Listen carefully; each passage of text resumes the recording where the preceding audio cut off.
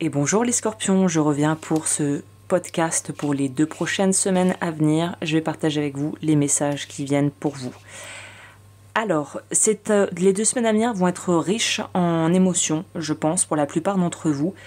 Tout simplement parce qu'il semblerait qu'il y ait une relation vraiment spécifique. Ça ne sera pas forcément sentimental, ça peut l'être pour certaines personnes, surtout si vous faites tout ce qu'il faut pour pouvoir essayer de trouver l'amour et que vous essayez de déployer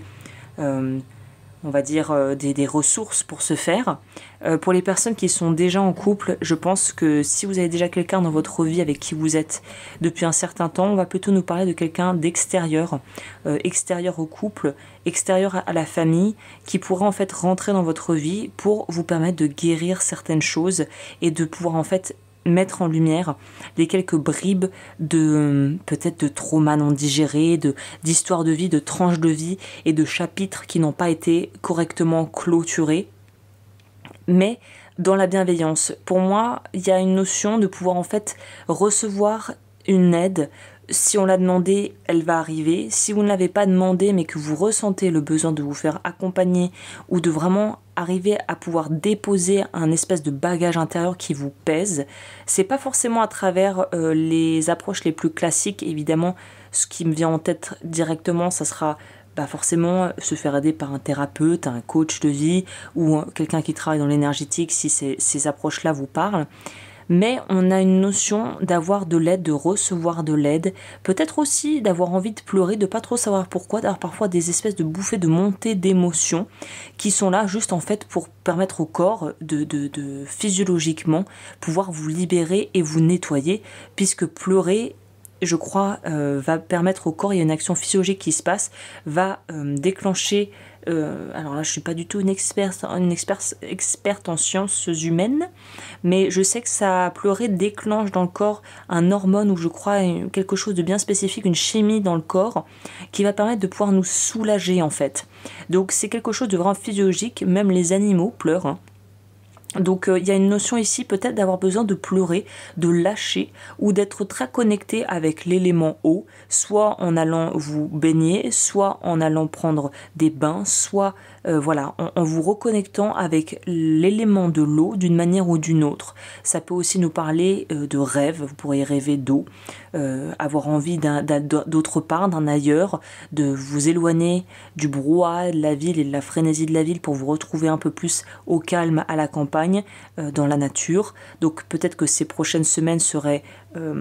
propices à un petit passage au vert pendant quelques jours ou un petit week-end où vous pouvez déconnecter et vraiment faire le vide et recharger vos batteries. On nous parle aussi de cette notion d'arrêter de croire que les gens finalement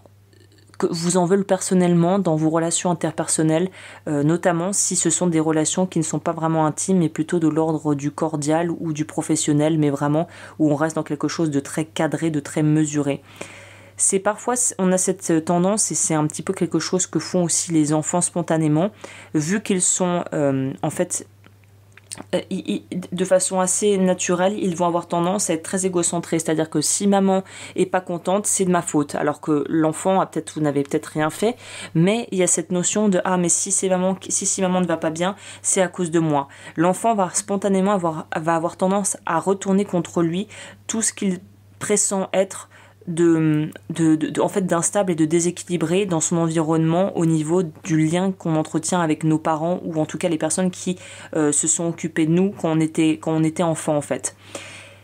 Et cette espèce de système qui après peut se rejouer, c'est cette notion de se dire mais attends, est-ce que c'est de ma faute si vous vous surprenez à vous poser ce genre de questions. Alors attention, si c'est légitime que vous la posiez la question, mais évidemment là il est bon ton de se la poser. Mais si vous ne comprenez pas pourquoi vous avez un espèce de sentiment d'inconfort par rapport à quelqu'un, mais que rien ne laisse à présager qu'il y a vraiment un problème de fond et vous vous demandez juste est-ce que je suis en train de psychoter ou est-ce qu'il y a vraiment un souci, j'ai envie de vous dire que la meilleure des optiques et la meilleure des politiques est la transparence et l'honnêteté, à savoir qu'il vaut mieux crever l'abcès et qu'il n'y ait aucun abcès à la base, qu'en fait de laisser monter en épingle un problème qui aurait pu être résolu très rapidement et que ça prenne des proportions de dingue, que ça soit dans le milieu professionnel ou sentimental. Là, il y a une idée de transparence. N'hésitez pas à vraiment dire les choses, quitte à passer pour quelqu'un d'un peu benêt qui comprend pas bien. Vaut mieux qu'on vous prenne pour quelqu'un qui a l'air idiot que finalement de vraiment passer pour un idiot. Finalement, il n'y a pas de question bête de toute façon. Mais là, on nous dit clairement, il vaut mieux double check et comprendre, et quitte à reformuler la demande ou les dires de la personne ou des personnes avec lesquelles vous êtes en contact pour être sûr que vous vous êtes bien mutuellement compris. Ça peut paraître bête, mais il y a beaucoup de conflits qui peuvent être désamorcés ou même annulés avant même d'avoir débuté, de par le fait de pouvoir en fait s'exprimer correctement et de voir si on est sur la même longueur d'onde que l'autre, parce que parfois on pense qu'on l'est et on ne l'est pas en fait. Et c'est ça qui crée beaucoup de souffrance. C'est quand on se crée un scénario, on part dans un film et puis en fait en face ça suit pas du tout, ça répond pas du tout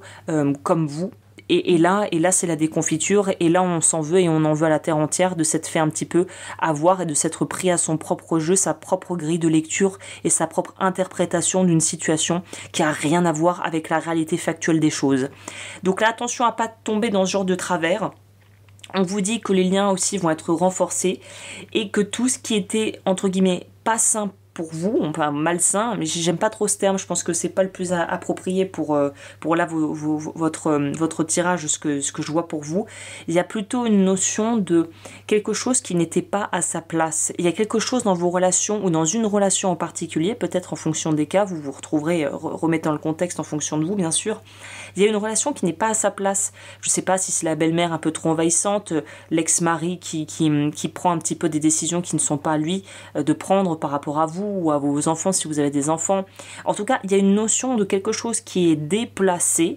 et qu'il faut que vous remettiez à sa juste place dans votre vie pour pouvoir avoir un équilibre vraiment solide. Donc là, tout est centré par rapport aux relations, à la façon dont on relationne avec les autres dans le privé comme dans le pro. Qu'est-ce que je peux vous dire d'autre qui pourrait vous être utile ?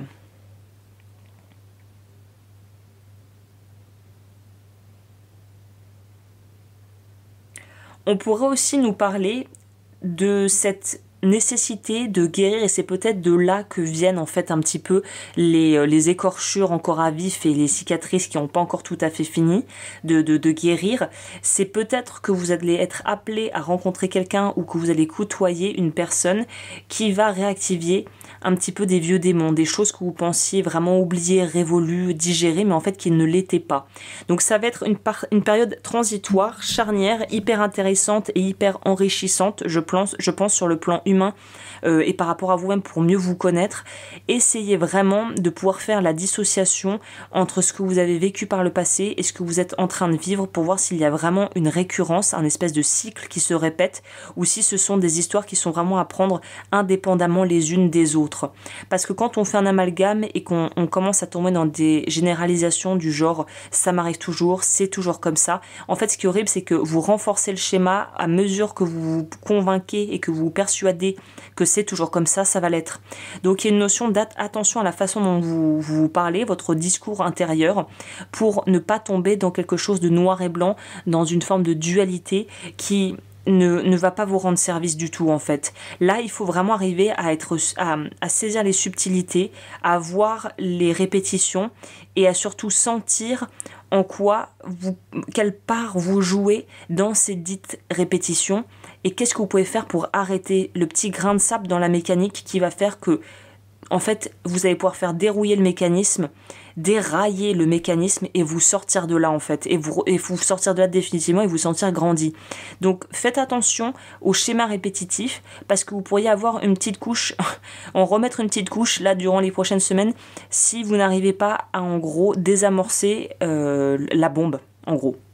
Cette espèce de truc qui est un petit peu comme une bombe antipersonnelle qui est un petit peu sous la terre, mais il suffit de passer à côté pour que tout explose. Il y a un peu cette notion-là. Donc,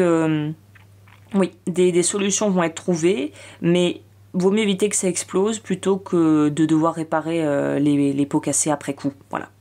Bah écoutez, je pense que je vais m'arrêter là pour votre guidance. N'hésitez pas comme toujours à liker, à vous abonner, à commenter si vous en éprouvez le besoin. À me retrouver sur Patreon pour voir plus de contenu que je ne publie que là-bas. Et je vous dis à très vite pour de nouvelles vidéos.